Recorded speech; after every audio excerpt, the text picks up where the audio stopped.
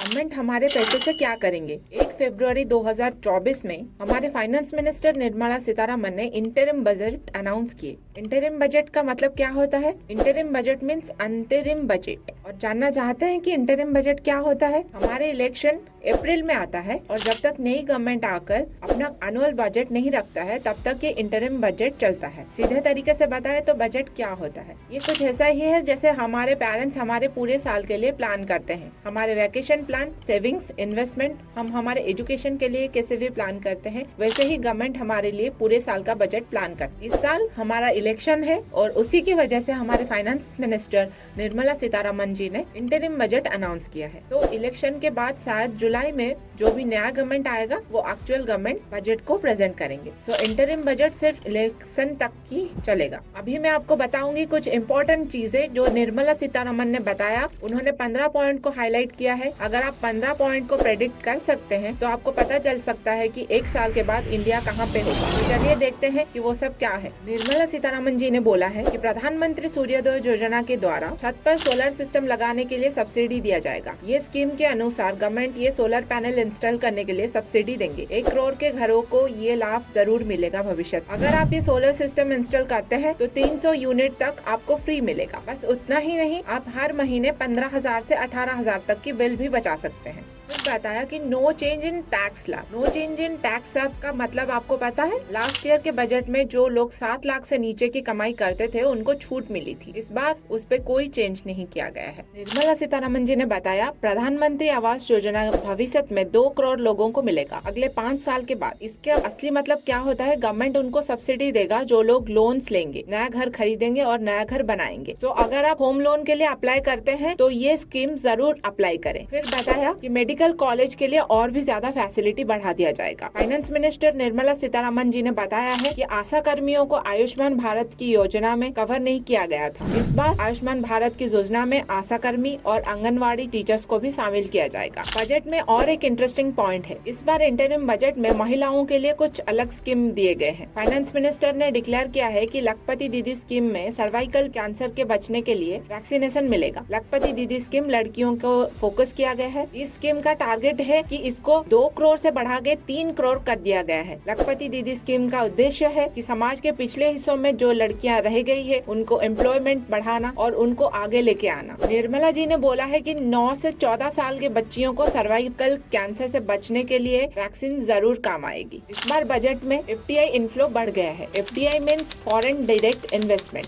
But उन्होंने बोला है इसका और एक मतलब भी हो सकता है, फर्स्ट डेवलप इंडिया। ये स्ट्रैटेजी फोकस करता है कि इंडिया की इंटीग्रल डेवलपमेंट में सारे इंडियंस ही इंडिया को या अचीव करने में मदद कर सकते हैं। इंडिया का गोल है 2047 से पहले इंडिया एक डेवलप्ड कंट्री बने। अगर आप 2014 को देखो तो 2023 में हम डबल हो चुके हैं। उसका मतलब है कि FDI फ्लो 596 बिलियन US$ है। इसका मतलब है कि डबल हो चुके हैं हम, जितना हम 2005 से 2014 में थे और उसके कंपैरिजन में अभी हम डबल हो चुके हैं। ऐसा हमेशा किया जाता है कि किसी भी बजट में डिफेंस को उच्च प्राथमिकता दिया जाता है। पिछले वर्ष डिफेंस के लिए 5,94,000 करोड़ रुपए आवंटन किए गए थे। इस फाइनेंशियल ईयर में पिछले वर्ष के मुताबिक 3.4% की वृद्धि कर दी गई है। उन्होंने इंटरिम बजट में कहा है कि डिफेंस में और भी सुधार आएगा। उन्होंने कहा है कि देश के विकास में केवल तभी हो सकता है जब हमारे डिफेंस और भी ज्यादा स्ट्रॉन्ग हो। इस बार बजट में बताया गया है कि 40,000 रेलवे कोचों की यात्रीगण को सुविधा के लिए वंदे भारत ट्रेन में कन्वर्ट किया जाएगा। इसके साथ ही 2024 और 25 के लिए बड़ी संरचना बढ़ाकर 11 लाख करोड़ कर दिया गया है। और यहाँ तक कि निर्मला सीतारमन जी ने ये भी बोला है कि 3 प्रमुख रेलवे आर्थिक कॉरिडोर विकास कार्यक्रम को भी लागू किया जाएगा। उनमें से एक है ऊर्जा, खनिज और सीमेंट कॉरिडोर, दूसरा है पोर्ट कनेक्टिविटी कॉरिडोर, तीसरा है उच्च यातायात धनव कॉरिडोर।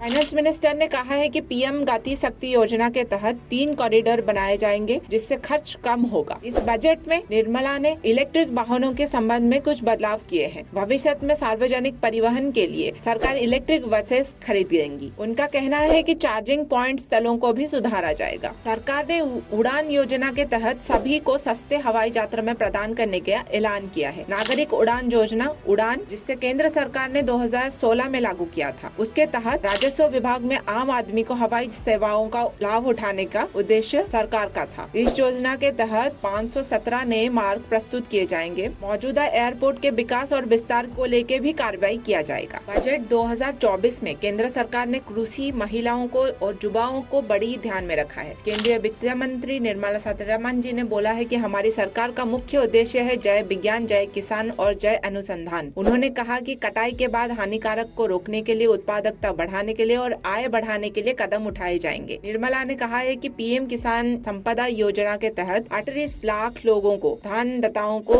लाभ हुआ है और 10 लाख लोगों को रोजगार मिला है। उन्होंने स्पष्ट किया है कि इस योजना के तहत 11 करोड़ किसानों को सरकारी सहायता प्रदान की गई है। उसके अलावा पीएम फसल योजना के लाभ 4 करोड़ किसानों को दिया जा चुका है। फाइनेंस मिनिस्टर ने कहा है कि वो अभी बड़े स्केल में लक्षद्वीप में एक पर्यटन हब बनाने की कोशिश कर रहे हैं और विशेषज्ञता से निवेश भी कर रहे हैं। उन्होंने कहा है कि लक्षद्वीप में बुनियादी संरचना और सुधार किए जाएंगे। उन्होंने कहा है कि देश में एक इंफ्रास्ट्रक्चर विकास के लिए 11 लाख करोड़ रुपए का आवंटन किया जाएगा। लक्षद्वीप में जैसे भारतीय द्वीपों को इंफ्रास्ट्रक्चर विकास और पोर्ट कनेक्टिविटी बढ़ाने के लिए कुछ परियोजनाएं शुरू की जाएंगी। अब आते हैं प्रधानमंत्री मुद्रा योजना पे। इसके बारे में तो आपको पता होना ही चाहिए। सरकार उन्हें बिना किसी गारंटी के नया व्यापार शुरू करने के लिए इच्छुक लोगों को 10 लाख रुपए तक का ऋण प्रदान करेगी। तो निर्मला जी ने बोला है कि अब तक 30 करोड़ लोगों को मुद्रा ऋण स्वीकृत किया जा चुका है। इस बार बजट में बताया गया है कि हम रिसर्च एंड टेक्नोलॉजी पे ज्यादा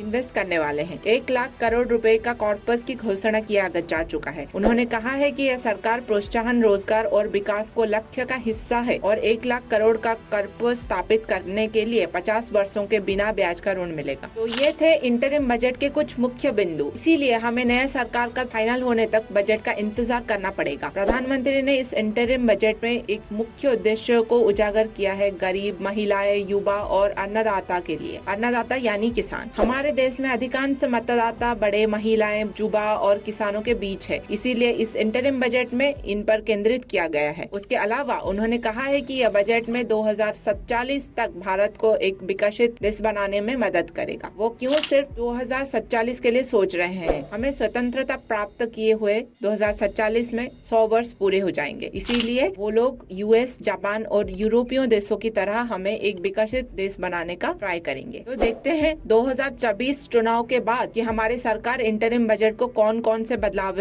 परिवर्तन करते हैं। अगर आपको ये वीडियो पसंद आए तो कृपया लाइक, शेयर एंड सब्सक्राइब जरूर करें। अगर आपको जो मुख्य बिंदु पसंद आई तो वो मुझे टिप्पणी व कमेंट सेक्शन में जरूर बताएं। अगले वीडियो में फिर मिलेंगे। नमस्ते।